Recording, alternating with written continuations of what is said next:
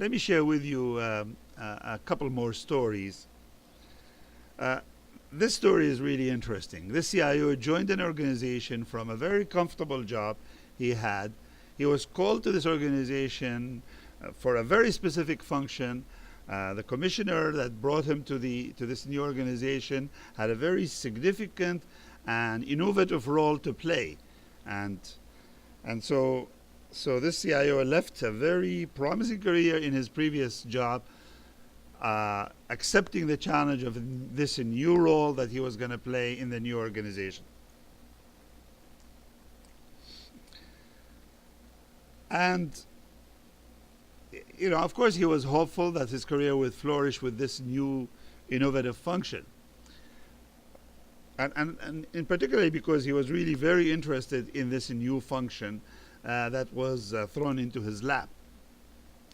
But what happened, within a very short period of time, the commissioner that brought him to fulfill that particular function changed the opinion,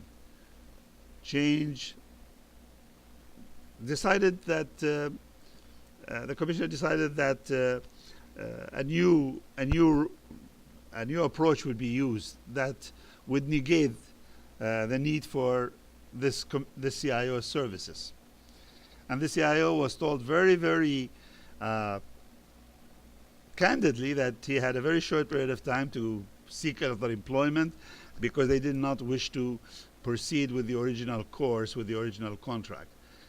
At least this is what I heard from the dialogue I had with this CIO, and I have no reason to think otherwise.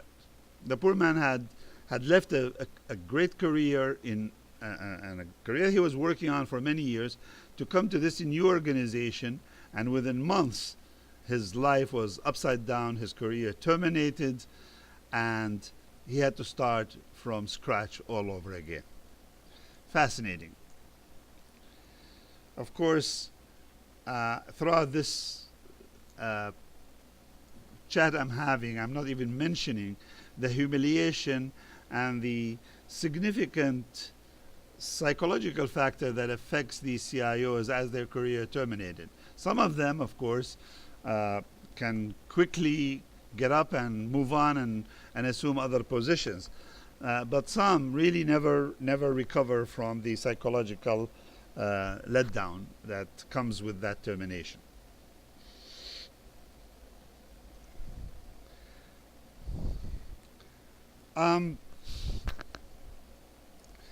Let me finally just share with you a most fascinating contrast with two other CIOs I spoke to. And this one really deals with two real CIOs who, on one hand, you had one CIO who was perceived to be playing it safe.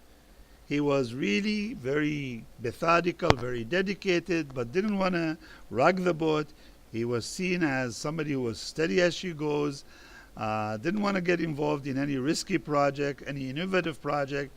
He was a rock. He did his job, but then he was also perceived as someone who is not willing to take risk, and he was quickly replaced by somebody who was not risk averse, and his career was terminated. They brought someone who was involved in projects that had high risk but significant amount of innovation, and that process is still ongoing. I won't comment on it, but contrast this with another story that I also talked to another CIO, and this one who was always a risk taker.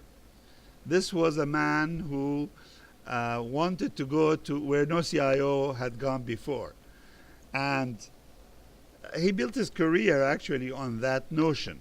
And he moved from one organization to another, demonstrating his creativity and risk taking and innovation.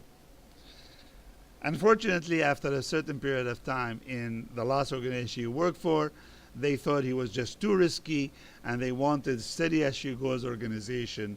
Again, his career was terminated, probably to his delight in this particular case. But you can see that there were two stories, one completely opposite the other. And what do these two stories tell us?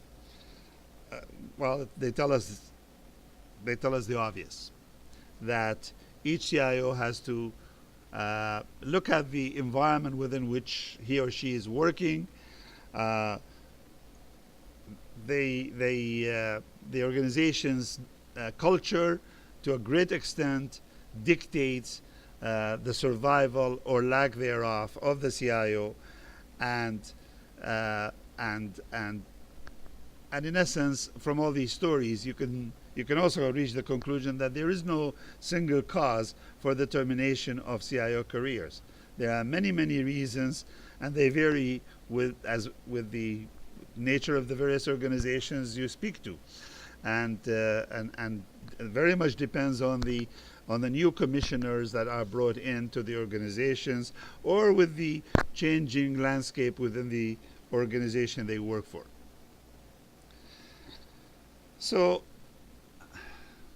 I think it is very important to conclude that the execution, and I call it assassination, of CIO careers is a going concern. It's going to continue, and I don't necessarily believe that it's going to slow down.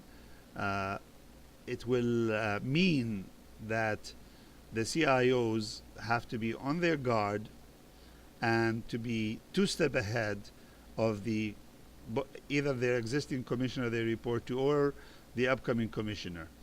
They should be two steps ahead means that they should always be willing to move on at their own choice, rather than waiting for the winds to change and the sail to be blowing in the opposite direction. So that's the advice I would leave, and I'd be interested in people's opinion on this very candid conversation that I'm sharing with you about the termination of CIO careers, particularly in the public sector. Good luck to everyone.